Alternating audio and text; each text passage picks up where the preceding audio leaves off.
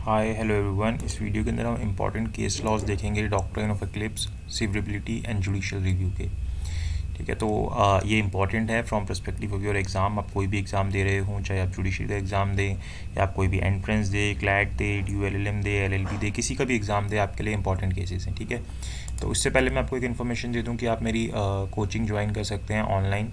ठीक है, तो ये आप मेरा व्हाट्सएप नंबर है, इसके ऊपर आप मुझे मैसेज करके डिटेल ले सकते हैं कोचिंग की, और अपने घर बैठे जुडिशरी की कोचिंग कर सकते हैं ऑनलाइन। ठीक है, तो इसके लिए आप मुझे व्हाट्सएप कर सकते हैं। Now let's start with case laws. सबसे पहला केस आता है Keshav Madhav Menon versus state of Bombay. इसके अंदर सुप्रीम कोर्ट ने क्या ऑब्जर्व किया कि जो प्री कॉन्स्टिट्यूशनल लॉज हैं, यानी कि हमारे कॉन्स्टिट्यूशन के बनने से पहले के जो लॉज हैं, laws exist for all past acts, कि वो सारे के सारे जितने भी पास्ट एक्ट्स हैं ना, उनके ऊपर वो एप्लीकेबल रहेंगे। यानी कि 1950 से पहले अगर आपने कोई एक्ट किया है और उससे पहले ही किसी लॉ के अंदर वो मना किया गया था कि आपको नहीं करना, तो फिर आपको उसके हिसाब से अगर कोई पनिशमेंट दी गई है तो वो आपको मिलेगी prior to the commencement of constitution. ठीक है, यानी कि जैसे मान लो कि अगर आपने एक डिफेमेटरी स्टेटमेंट दी और वो 1950 से पहले किसी एक्ट के अंदर डिफेमेटरी बोली गई थी, और वो आपने एक्ट जो डिफेमेटरी स्टेटमेंट का किया था वो 1950 से पहले ही किया था, तो हमारे कॉन्स्टिट्यूशन आने के बाद अगर वो लॉ चाहे अनकॉन्स्टिट्यूशनल हो गया, उसके बावजूद भी आपको उसके हिसाब से सज़ा मिलेगी अगर वहाँ पे लिखा हुआ था। तो ये चीज़ बोली गई Keshav Madhav Menon versus state of Bombay के अंदर, कि अगर कोई प्री कॉन्स्टिट्यूशनल लॉ एग्जिस्ट करता है तो वो पास्ट एक्ट्स के लिए अभी भी एप्लीकेबल रहेगा, उसके ऊपर कॉन्स्टिट्यूशन का इफेक्ट नहीं आएगा। ठीक है, देन आता है Bhikaiji versus state of Madhya Pradesh. 1955 का केस है। इसके अंदर हमारे सामने सबसे पहली बारी डॉक्ट्राइन ऑफ एक्लिप्स सामने आया। Court held that under the doctrine the law is overshadowed by fundamental rights and remains dormant, कि अगर कोई भी लॉ जो कि हमारे फंडामेंटल राइट को वॉयलेट कर रहा है, तो वो जो लॉ है वो क्या हो जाएगा, डॉर्मेंट हो जाएगा, यानी कि उसके ऊपर जो हमारे फंडामेंटल राइट है वो उसको ओवरशैडो कर लेंगे। ठीक है, क्योंकि हमारे फंडामेंटल राइट को वॉयलेट कर रहे हैं, तो अब फंडामेंटल राइट जो है उस लॉ से ज़्यादा बड़े हैं क्योंकि कॉन्स्टिट्यूशन सुप्रीम है, तो फिर ये जो फंडामेंटल राइट्स है उसको ओवरशैडो कर लेंगे और उसके ऊपर हम डॉक्ट्राइन ऑफ एक्लिप्स लगा देंगे। ठीक है, अब कभी भी अगर फंडामेंटल राइट्स में कोई चेंज आता तो और उसके कारण अब वो अगर अनकॉन्स्टिट्यूशनल नहीं रहता वाला लॉ, तो फिर वो वापस आ जाएगा। ठीक है, उसके ऊपर से वो एक्लिप्स हट जाएगा। Then Sagir Ahmad versus state of Uttar Pradesh 1954 का केस है। Supreme court held that doctrine of eclipse is only applicable to pre constitutional laws and not to post constitutional laws. तो इसके अंदर सुप्रीम कोर्ट ने हेल्ड किया कि जो डॉक्ट्राइन ऑफ एक्लिप्स है वो प्री कॉन्स्टिट्यूशनल लॉज के ऊपर ही होगा, पोस्ट कॉन्स्टिट्यूशनल लॉज पे नहीं होगा।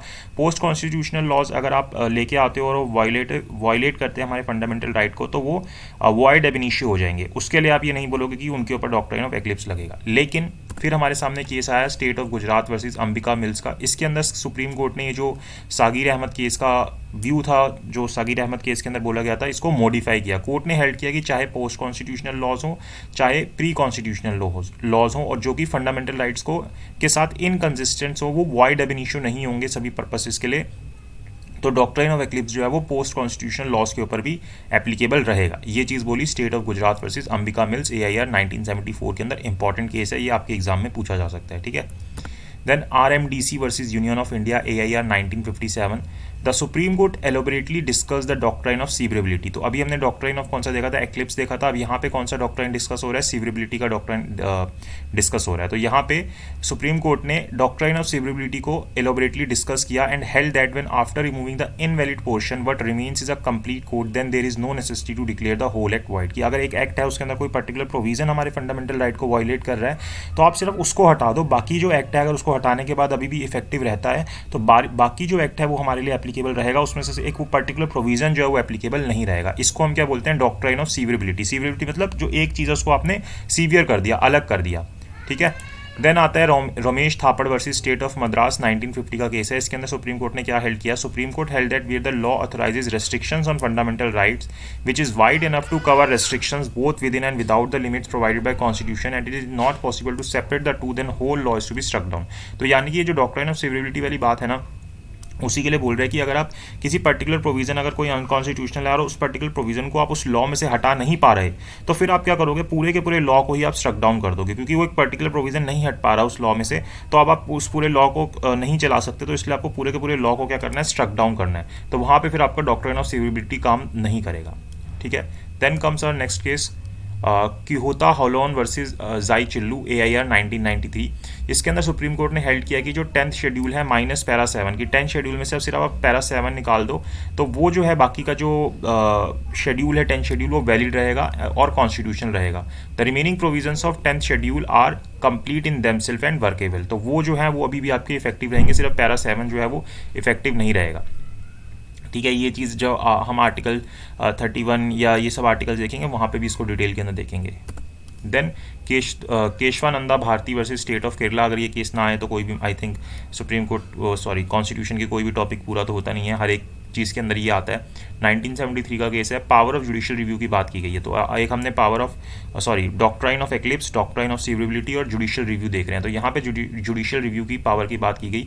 यहाँ पे सुप्रीम कोर्ट ने बोला कि जो जुडिशियल रिव्यू की पावर है वो सिर्फ लिमिटेड नहीं है किसी लेजिस्लेटिव बॉडीज़ को के लिए ये डिसाइड करने के लिए कि वो अपनी बाउंड्रीज़ के अंदर काम कर रहे हैं या नहीं कर रहे हैं। जो लिस्ट दी गई है, लेजिस्लेटिव लिस्ट दी गई है, उसके हिसाब से काम कर रहे हैं नहीं कर रहे हैं, या लॉज बना रहे हैं या नहीं बना रहे हैं। But it is necessary whether the laws have been made in accordance with the article of the constitution. Judicial review के अंदर ये भी चेक किया जाएगा कि क्या लॉज जो बन रहे हैं वो कॉन्स्टिट्यूशन को फॉलो करते हुए बन रहे हैं या नहीं बन रहे हैं, कि आर्टिकल्स जो हैं कॉन्स्टिट्यूशन को कहीं वो वायलेट तो नहीं हो रहे हैं, and they do not violate the provisions of the constitution. तो जुडिशियल रिव्यू का जो पर्सपेक्टिव है वो यहाँ पे वाइडन किया गया Kesavananda Bharati versus state of Kerala के केस के अंदर।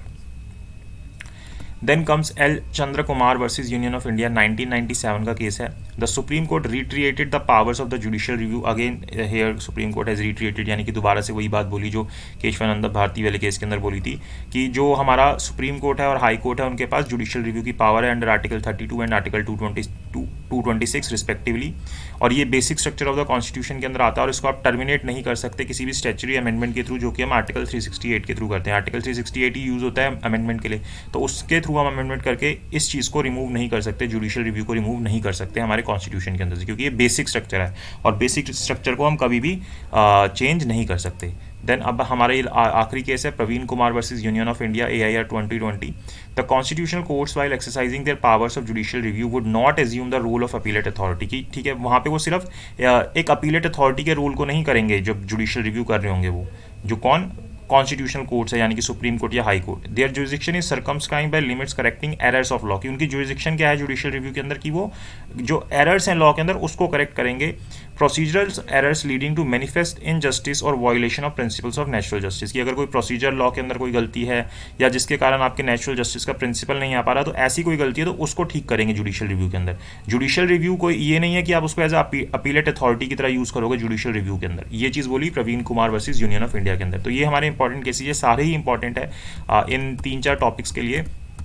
इन केसेस को अच्छे से आप याद रखिएगा और मतलब इनका आप स्क्रीनशॉट लेना चाहे तो स्क्रीनशॉट भी ले सकते हैं, और इसको आप जब भी आप अपने पढ़ेंगे कॉन्स्टिट्यूशन को तो इन केसेस को ज़रूर ध्यान में रखिएगा। ठीक है, इससे पहले हमने पार्ट 1, पार्ट 2 और प्रीएम्बल के इंपॉर्टेंट केसेस किए थे।